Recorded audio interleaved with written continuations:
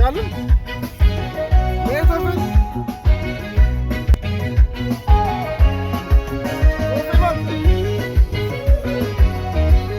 Gel mi? Canım.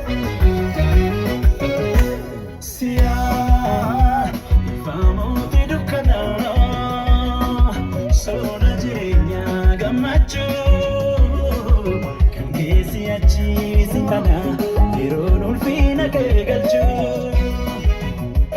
Siyah ifamooti dukkanaa soora jireenyaa gammachuu kan keessi achiisi kana yeroon ulfina kee